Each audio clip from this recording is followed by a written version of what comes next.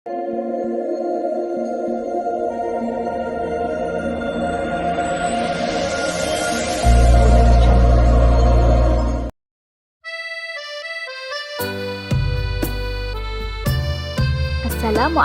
warahmatullahi wabarakatuh. Nama saya Nurul Syafiqah binti Muhammad Azli, bernombor matrik B202311059981. Hari ini saya akan menceritakan salah satu kisah daripada buku Sulalatus Salatin yang bertajuk Malang Membawa Tuah. Tapi sebelum kita masuk ke cerita penuh, izinkan saya berkongsi tentang sinopsis kisah ini terlebih dahulu. Malang Membawa Tuah mengisahkan tentang Raden Galuh Awikusuma, seorang puteri tunggal kerajaan Majapahit yang kehilangan ayahandanya. Pemerintahan diterajui oleh Patih Arya Gajah Mada sementara puteri mencari jodoh.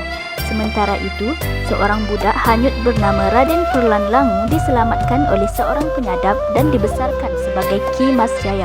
Apabila tiba hari pemilihan suami puteri, Ki Mas Jaya tampil dan berjaya memikat hati Puteri Awikusuma dengan rupa paras dan keindahan budi pekertinya.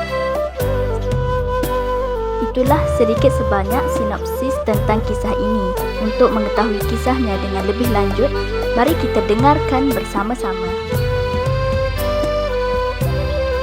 Dikatakan bahawa kerajaan Majapahit ketika itu kehilangan rajanya. Baginda tidak meninggalkan anak lelaki, hanya seorang anak perempuan bernama Raden Galuh Awikusuma. Oleh itu, Baginda dirajakan oleh Patih Arya Gajah Mada.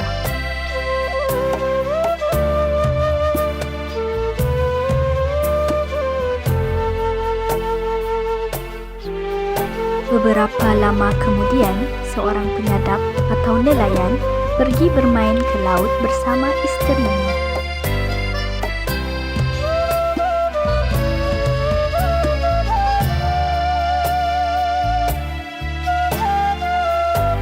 Ketika mereka berada di pantai Bengawan, mereka terlihat seorang budak lelaki hanyut berpaut pada sekeping papan perahu. Budak itu sangat elok rupanya.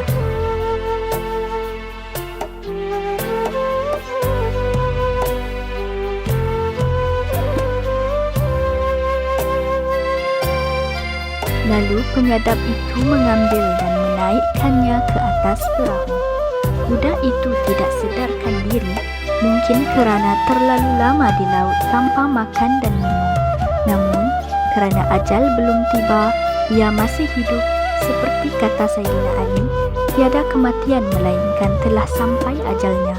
Penyadap itu menitiskan ayat kanji ke mulut budak itu. Tidak lama kemudian, budak itu membuka matanya dan menyedari dia berada di atas perahu.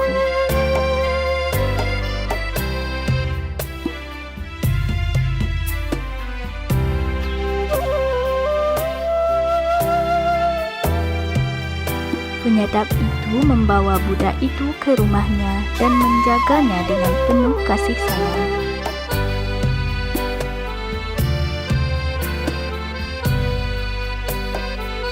Beberapa hari kemudian, budak itu pun pulih. Penyadap itu bertanya, "Siapa nama kamu? Anak siapa kamu? Mengapa kamu hanyut bersama papan ini?" Budak itu menjawab, "Hamba anak Raja Tanjung Pura, keturunan raja dari Bukit Siguntang. Nama hamba Raden Perlan Langu."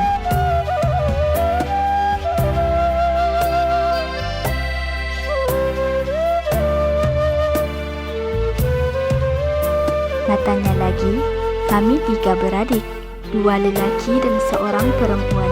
Ayahanda bermain di pulau permainan, tetapi dalam perjalanan, kapal kami dipukul ribut besar.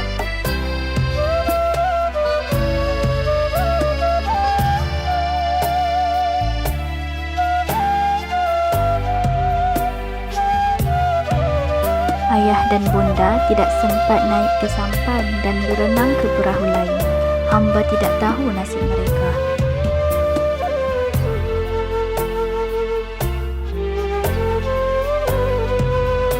Hamba pula berpaut pada papan dihanyutkan ombak ke sini. Sudah 7 hari 7 malam hamba tidak makan dan minum. Syukurlah hamba diselamatkan oleh bapa ini.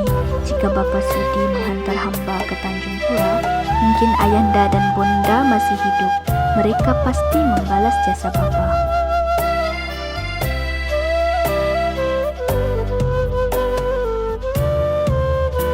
Penyadap itu terharu berkata, "Benar kata kamu, tapi aku tiada daya menghantar kamu ke Tanjung Pura. Tinggallah di sini bersama kami dahulu. Jika nanti ada orang datang menjemput, aku akan pulangkan kamu. Lagipun aku tiada anak dan sangat sayang akan kamu. Aku angkat kamu sebagai anakku." Budak itu pun bersetuju dan dipanggil Ki Mas Jaya.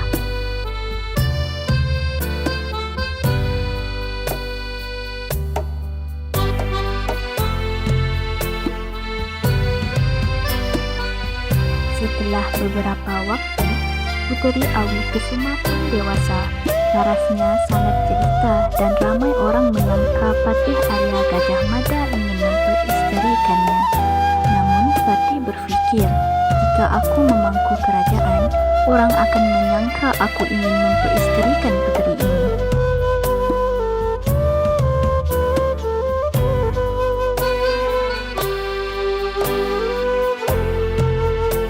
Pada suatu hari, Patih Arya Gajah Mada menyamar sebagai seorang nelayan, berpakaian lusuh dan membawa peralatan menangkap ikan, lalu menyertai orang ramai di pengkalan. Ketika menunggu untuk memayang, mereka berbual tentang Raden Galuh Awi Kesuma yang terkenal dengan kecantikan parasnya. Mereka berpendapat bahawa tiada siapa yang lebih layak menjadi suaminya selain Patih Arya Gajah Mada, kerana beliau memegang kuasa besar di Majapahit setaraf dengan seorang raja.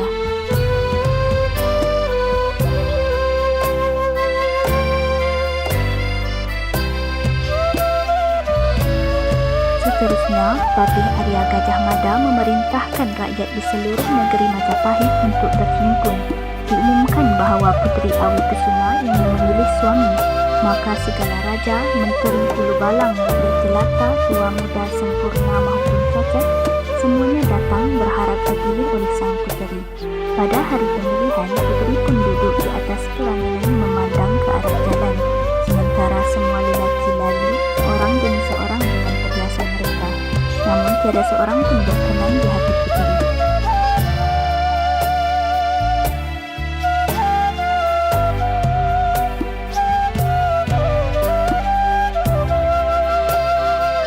Akhirnya muncullah Ki Mas Jaya.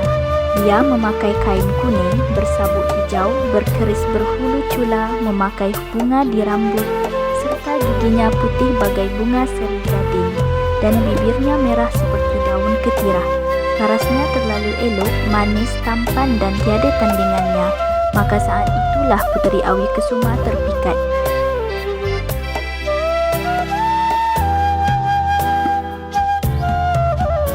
Tamatlah sudah kisah Malang Membawa Tuah. Kesimpulan bagi kisah ini ialah ia menunjukkan bahawa takdir seseorang tidak ditentukan oleh asal-usulnya tetapi oleh kepribadian dan takdir yang telah ditetapkannya. Raden Perlandangu yang hanyut dan diselamatkan oleh orang biasa akhirnya ditakdirkan menjadi pilihan hati puteri kerajaan. Ia juga menggambarkan kebijaksanaan Patih Gajah Mada yang tidak tamak kuasa serta nilai kasih sayang dan pengorbanan dalam membesarkan anak angkat dengan penuh harapan dan doa. Itu sahaja daripada saya. Sekian, terima kasih.